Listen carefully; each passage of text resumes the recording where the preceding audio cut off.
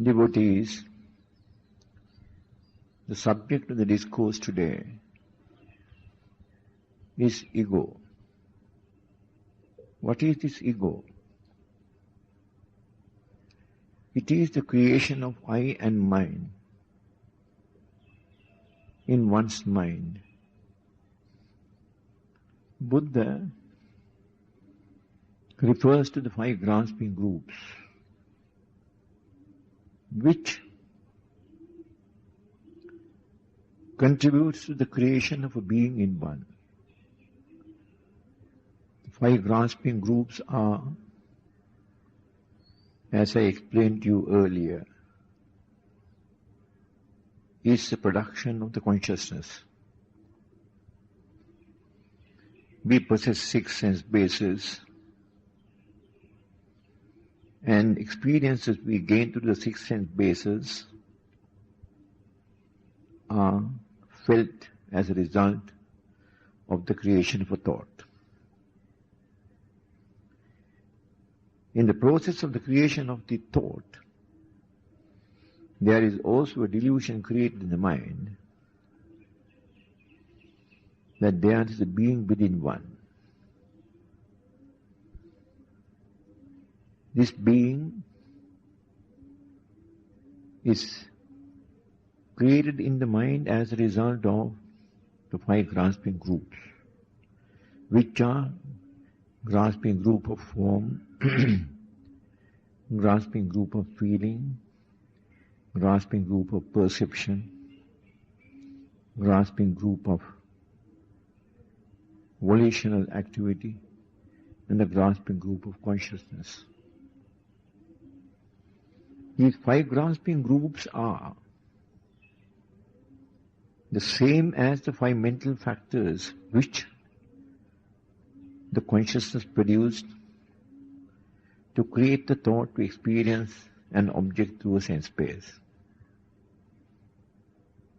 They are the very mental factors and not something introduced from outside. Around the body of the person who experienced the object through any sense base, a delusion is created that there is a being existing who feels, who perceives, who performs a function of the sense-based activity in the nature of seeing, hearing, smelling, tasting, contacting and thinking.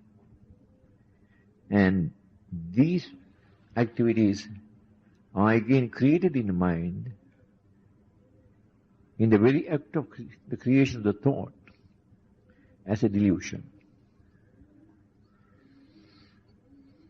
The delusion makes one feel that there is a person within one who commits these acts, whereas there is no such person, and all activity is committed by any individual in the experiencing of sense objects are the result of cause and effect. This creation of the delusion of a being within you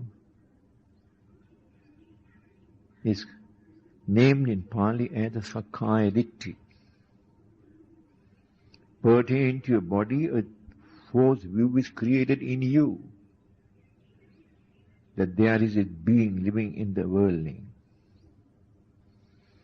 And the Sakkaya Ditthi is also defined as the 5 grasping groups.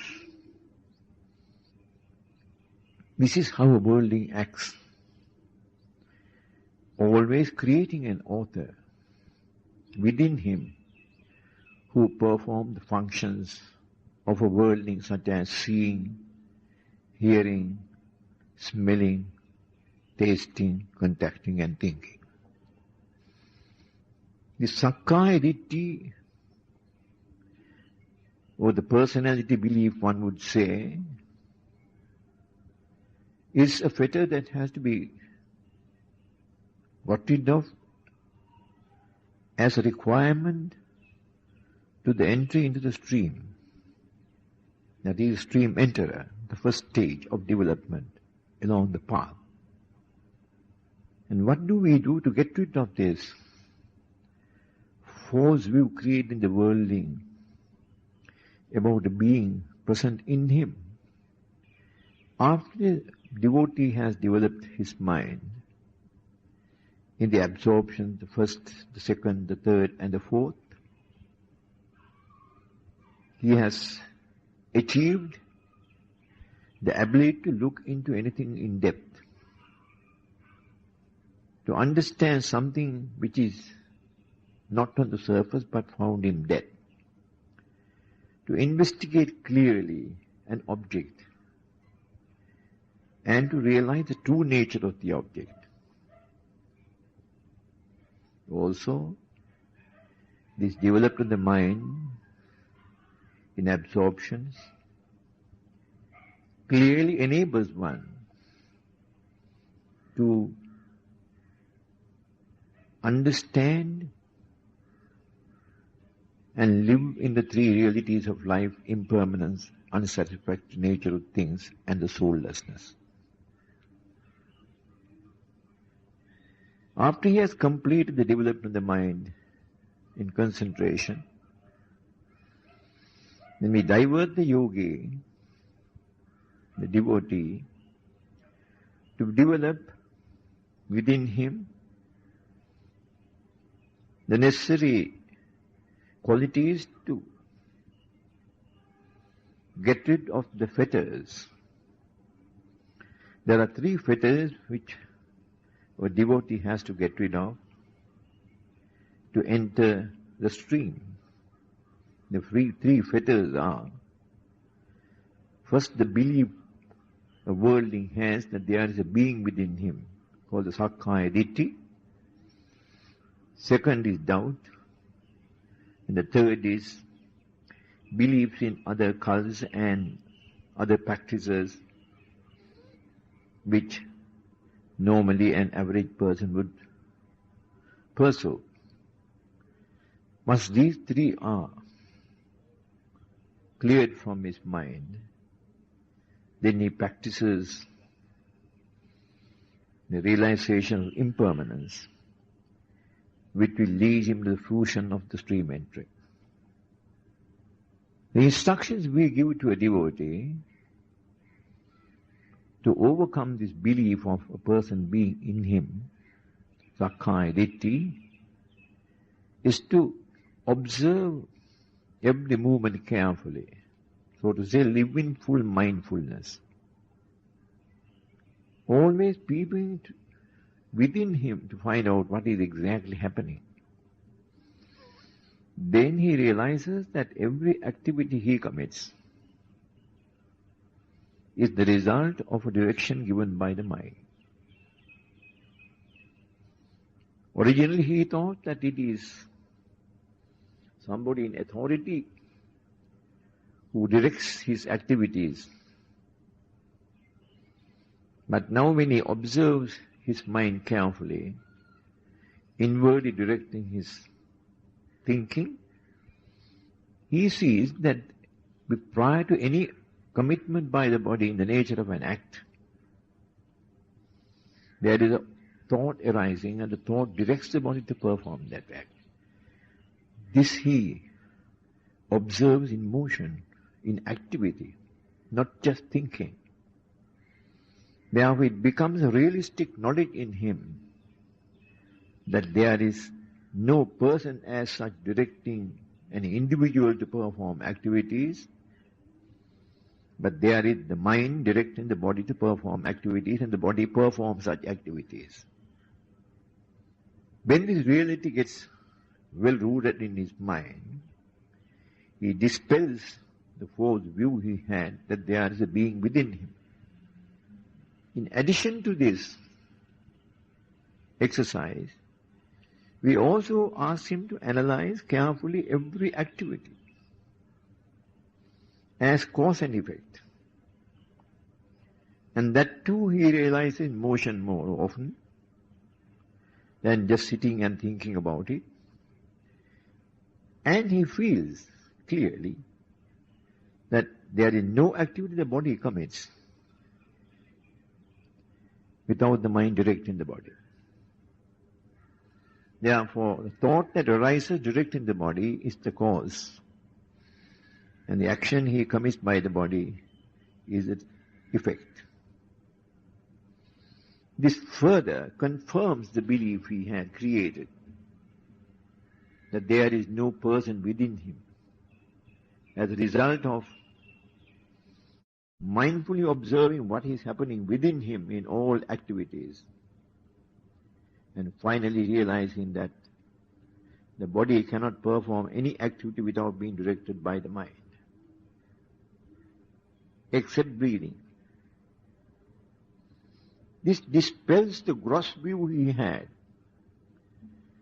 of a being present in him, and it is this being who is responsible for all activities committed by the devotee. May I say this is gross, or it is pertaining to the body more, or bodily acts more than anything else, or pertaining to a view that has been created around the body one possesses, that the body is so to say, the being that is committing these activities. This is, so to say, the outer aspect of the delusion created by the five grasping groups.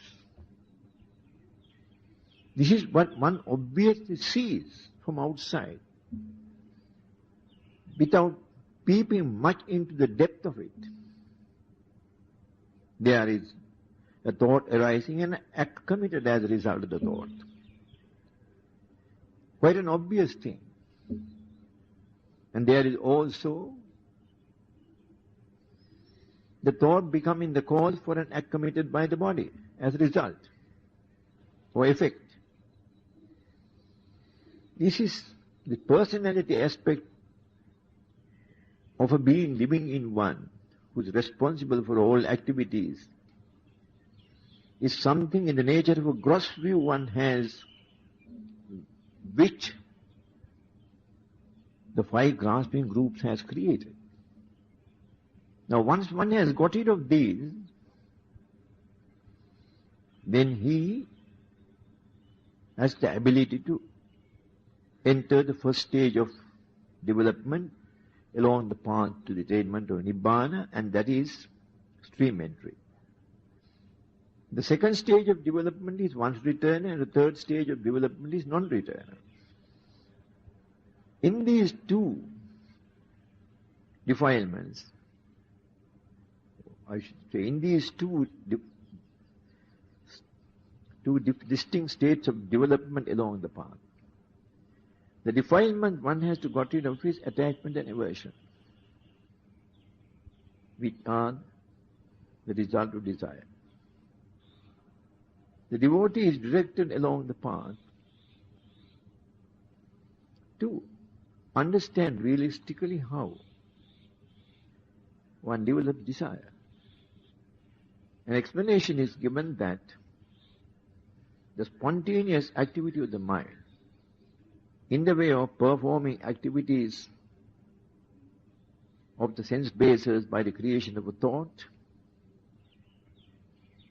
does not create desire, but it is a subsequent creation of thoughts pursuing what is pleasant and thereby creating attachment, or pursuing what is unpleasant, because that is in the way of creating an aversion to the disappointment experienced by the devotee, and not being able to satisfy his thirst for pleasure. These two extremes of creating aversion and attachment, that promotes desire. This has been distinctly stated by Buddha, that the desire is maintained as a result of the two extremes one falls into of either creating an attachment or creating an aversion. And these two activities are not the direct result of a thought being created to perform the activity of sense base, but are the direct results of the creation of unnecessary thoughts connected with the object one has experienced through the sense base. In the way of one liking the object and pursuing the like to enjoy it and creating an attachment, or when it is to one's dislike, pursuing that dislike to create an aversion because one is disappointed in the way of not being able to satisfy his desire, his attachment. These two extremes of aversion and attachment, attachment that lead to the promotion of desire. Now, in this connection, the four foundations of mindfulness directs one to observe the body as something which one must get rid of, from being attached to, and this result is brought about by impressing upon oneself the impure nature of the body, one's body and the body of another.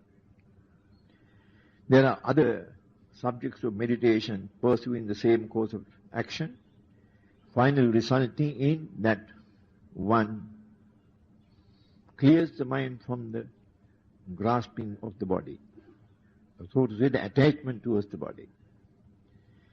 Once that is done, Buddha in the four foundations of mindfulness refers to the foundation of mindfulness on feelings and the foundation of mindfulness on thought to clearly understand the creation of desire by pursuing the feelings and pursuing thoughts to fall into any one of the two extremes of aversion or attachment. And this is dispelled by analyzing all experiences one gains through the creation of thought as impermanent. In our directions, we promote devotees to watch the mind carefully and analyze every thought that arises in the mind and treat such thoughts as impermanent, unsatisfactory and soulless, thereby not permitting the thought subsequently created as a result of an experience gained through a sense base to promote desire. Thereby, the devotee, once he maintains complete silence in the mind, he attains these two heights of one return and non-return. Thereafter, his most important task is to get rid of the beliefs he has lived in, which have promoted this worldly life, and also to overcome this creation of I and mind within him. The creation of I and mind within him is the ego. In regard to the action you took at the early stages of getting rid of this personality belief in you, you analyzed the activities carefully in the way of mind and matter. Further, you analyze the activities as cause and effect. And I suggested that it is a gross result of the arising of the five grasping groups in you. And the gross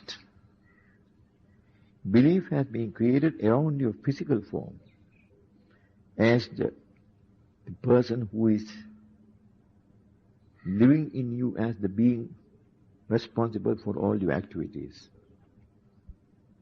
One would ask the question,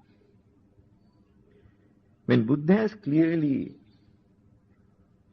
analyzed this whole being within you created by the five grasping groups, is Sakkaya-ditthi. And Sakkaya-ditthi is the first fetter that one has to get rid of in order to enter the stream. Why in the four foundations of mindfulness, Buddha has not promoted you to practice the impermanence on the five grasping groups, but has made it an exercise necessary in the latter part of your development, in the attainment of the fourth stage of Anagami, Arihat, attainment of Arahatut. Doesn't that clearly indicate, though the five grasping groups has promoted this fourth view in you as the being present in you, you have only got rid of the gross belief one creates in the mind about the so-called being, which has been built around his gross body. That so-called being possessing this body is the being who is responsible for all the activities committed by you. And this gross development personality belief in one has been got rid of by analyzing the mind and body, which are the two conspicuous divisions of this so-called being, to convince yourself that this body and mind do not create a being, but they perform activities such as thinking and committing physical acts. In regard to the body, physical acts are committed only when the mind directs the body. And with regard to thinking on its own, the mind thinks. Therefore, in the first instance, in getting rid of this fetter Sakkaya-ditthi, you looked into the aspect of the personality, the physical activity of this so-called being. That is why we directed our mind in analyzing all our activities as body and mind, functions of the body as directed by the mind, and also all such activities as causally created, the cause being the creation of a thought, and the activity the result of the creation of that thought. It's quite obvious that it is the gross nature of that creation of the being within us that made us to be convinced that there is the body and the mind and nobody else. But this ego refers to something deeper than that. It refers to I being the person responsible, fixing upon yourself as I the person responsible for all your activities. And there is a possessor, mind, created by the I itself. Now it is clearly a false view. Ego is nothing but a bundle of thoughts. Why do you say that it is a bundle of thoughts? Ego is created as a result of thoughts created by you to experience things through the six sense bases. And in this very act also the delusion is created that there is a being by the five grasping groups. And we have dealt with the gross aspect of the delusion centered around the body. But the inner, so to the spirit of that false delusion, is the creation of this I as the person responsible for all activities. And along with the I, his possession comes, mind.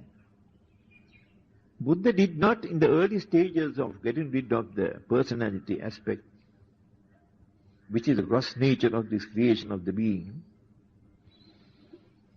to develop any meditation on the five grasping groups. In the foundation of mindfulness, the development of the mind to the highest stage of development, of attainment, he directs you in the first instance to examine your mind carefully so that you get rid of all hindrances from the mind. Hindrances hinder the mind developing to a higher state in the way of concentration. One. In the way of realization of the truth too, of creating wisdom in you. Therefore, you first clear the hindrances out of the mind, and then he analyzes the five grasping groups as impermanent, unsatisfactory, and soulless. And that is a clear indication he is directing you to get rid of this subtle creation of the I within you. This subtle creation is also created by the five grasping groups. The I is gross nature being the personality which you got rid of as Sakkaya Ditthi. Now the I and mind, which is the ego, is something formed in depth. And after analyzing the five grasping groups as impermanent, unsatisfactory and soulless, what you are expected to do is to carefully understand step by step as cause and effect the creation of a thought in you, to experience activities by the eye in seeing a visual object, activities by the ear in hearing sounds, activities by the nose in experiencing smells, activities by the nose in by the tongue in experiencing taste, activities by the body in experiencing contacts, and activities by the mind in creating thoughts. Carefully analyze these as step by step. Why should this be done? The object of doing this is to satisfy yourself that the thought is not created by this ego as I created the thought, I saw, I see, I smell, that sort of thing. But all the activities of the sense bases are committed as a result of a thought being created, and the thought is created as a result of cause and effect. That convinces you that there is no person as such who is doing these things, as the author of all such activity, and there is no I and mind there. It's a direct attack to get rid of this creation of I and mind in the creation of thought to enable you to experience the activities of the six sense bases. Thoughts are created in us in connection with these six sense bases. From the time we get up to the time we go to sleep, is one mass of creation of thoughts, which help you to see, hear, smell, taste, contact and think. One after the other, these incidents occur. And the mind is kept busy in the creation of thoughts to enable to experience these activities. And the five grasping groups do perform their task. in placing this delusion in your mind that there is the author for all these activities and that is yourself. The result is that this mass of thoughts created by the six sense bases, they automatically create within you, you as the author, I. With the I arises mind.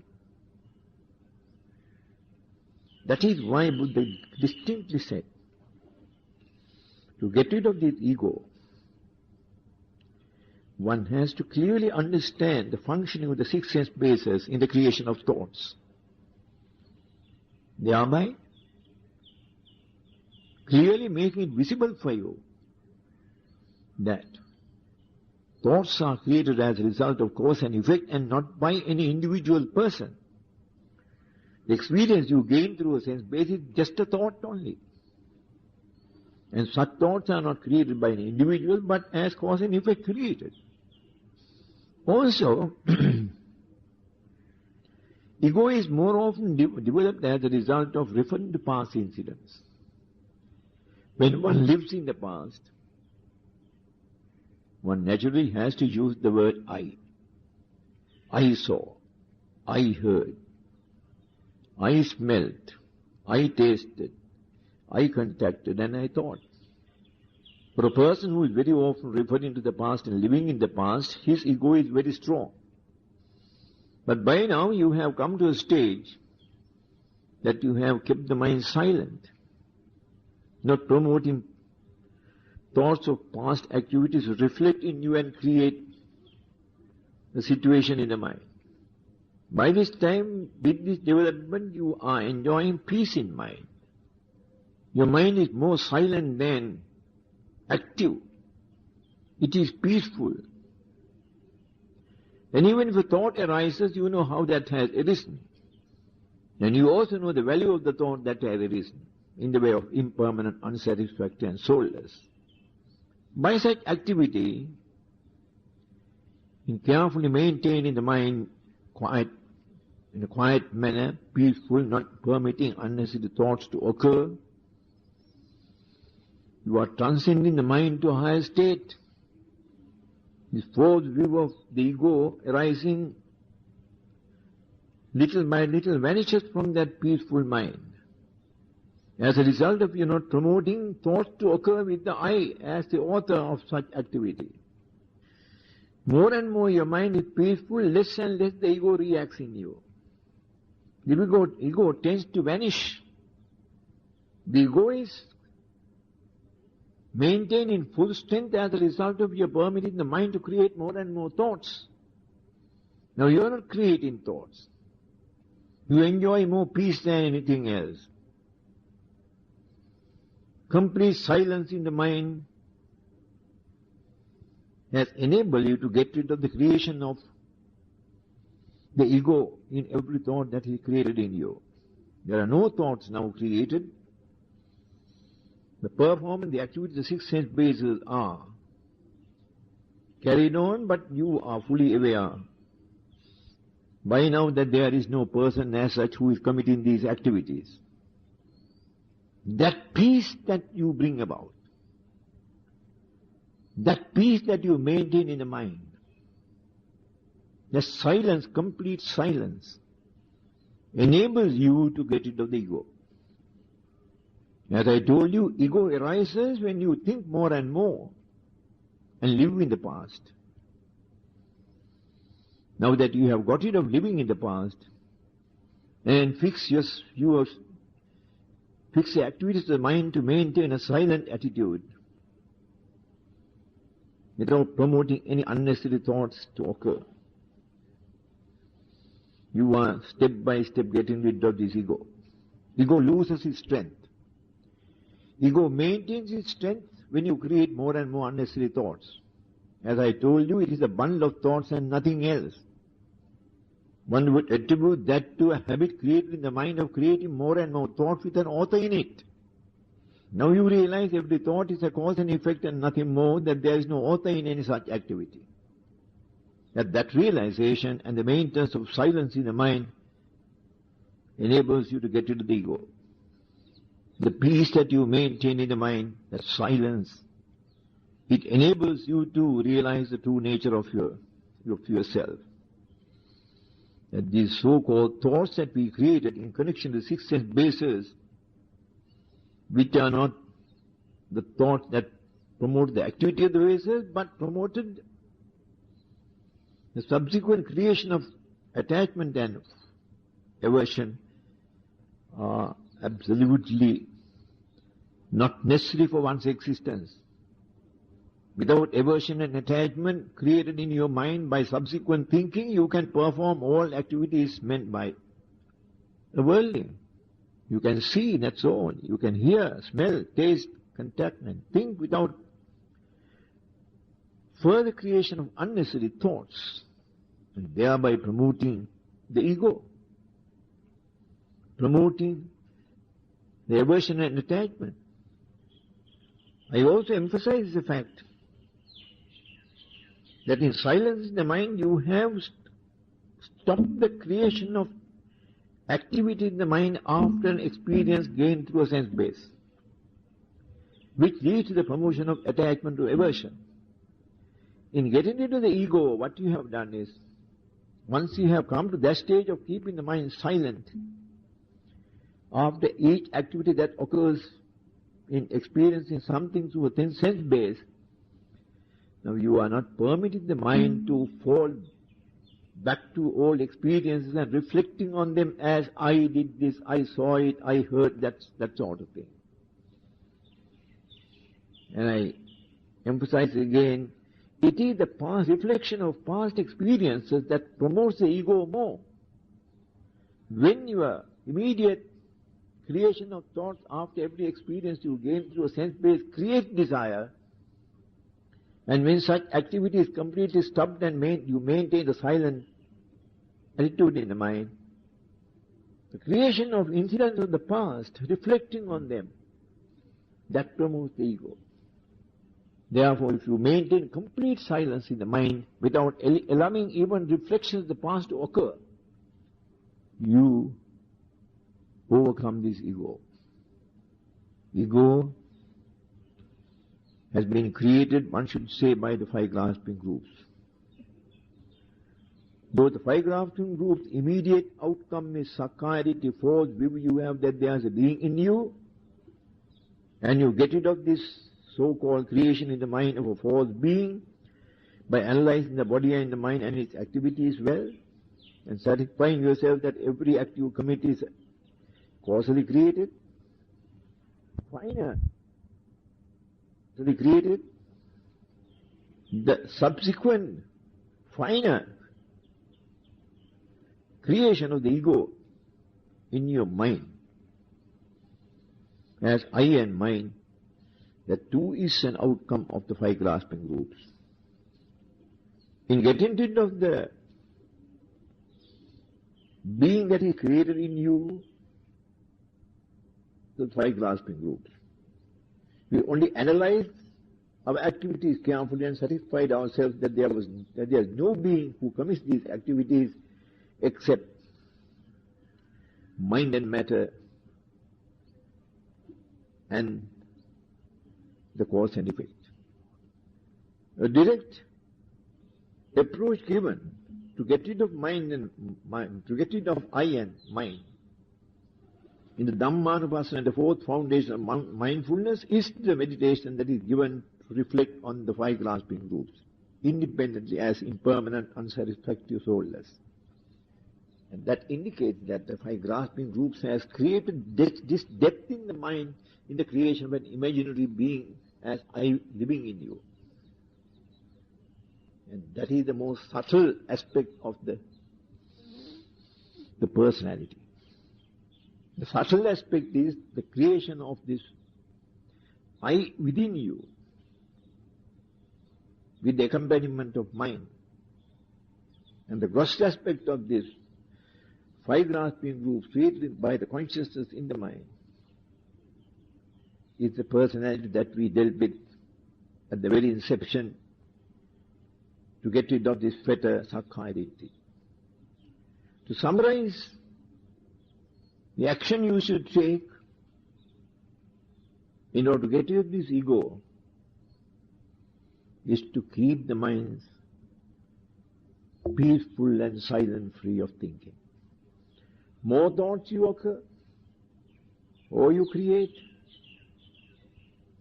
and the majority of those such thoughts refer to the past incidents and not the future and the present. And differently the past incidents naturally create the I as the author of such activity. Therefore the shortest cut, most effective means of getting rid of ego is to keep the mind silent. Live with a peaceful mind, with no thoughts occurring. And that is the awareness of the impermanence, unsatisfactory nature of things and the soullessness at the present moment. The past is over. Future is yet to come. There's no purpose in reflecting on the past or the future. But you are involved with the present. And in the present moment, what you are doing is you are keeping your mind in front of you, so to say, not permitting the mind to reflect on something in the past or to catch something in the future. Placing your mind in the present moment, maintaining deep silence, being fully aware of all impermanence, fully aware of the impermanent nature of things, the unsatisfactory nature of things, and the soullessness. In that condition, can you create any thought? You are in the present moment mindfully maintaining the three realities of life. Your maturity in concentration has enabled you to do that. You have a controlled mind now. And this controlled mind is enabling you to live in the present moment. So to say, keeping your mind in front of you and living in full awareness of the impermanence, unsatisfactory nature of things, the soullessness. When that gets deepened, the ego that has been playing in you as a result of giving it full freedom to create thoughts and thereby create the ego, you have got rid of those circumstances and you will live now in peace. Having got rid of the false views created by the five grasping roots, the delusion created in the consciousness itself, and the subsequent development of this in a subtle manner in the nature of the creation of I and mind, the ego. Now you have got rid of as a result of maintaining complete silence in front of you of the present moment and living mindfully in it. This has got rooted very well in your mind. That wherever you go, whatever place you be, either you be in the midst of a crowd or walking along a busy street, but you are always living in silence. One would ask the question, could this be done? I ask you the question then, when you walk along the road, how many of you are aware that you are walking along the road? Your mind is busily engaged in many things connected with the past or the future, and you do not know that you are walking along that busy street. But in this instance you have a silent mind, not concerned about what is happening around you. In a worldly way, you are deep in silence and unconcerned you walk as a peaceful being. And that is the result of getting rid of ego. And you reach that stage, brothers and sisters, after you have entered the third stage of non-returner, And when you proceed to practice the balance exercises in meditation, the fourth foundation of mindfulness. Ego, to summarize, is not something that exists in your mind as a natural outcome of your mind or of your consciousness. It is something which you have created as a belief. And this action you took, and the final positive step you took to keep the mind in the present moment, living completely in mindfulness of what is happening now, not thinking but in silence, has finally led you to the giving up of your ego.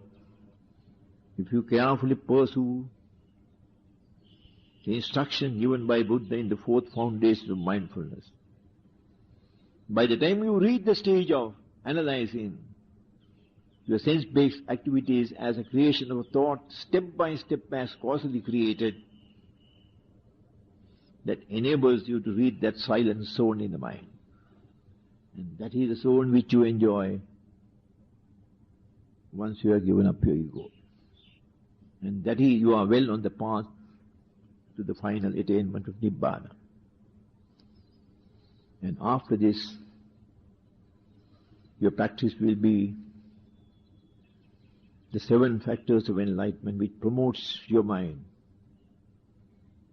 to a state of tranquility from where you develop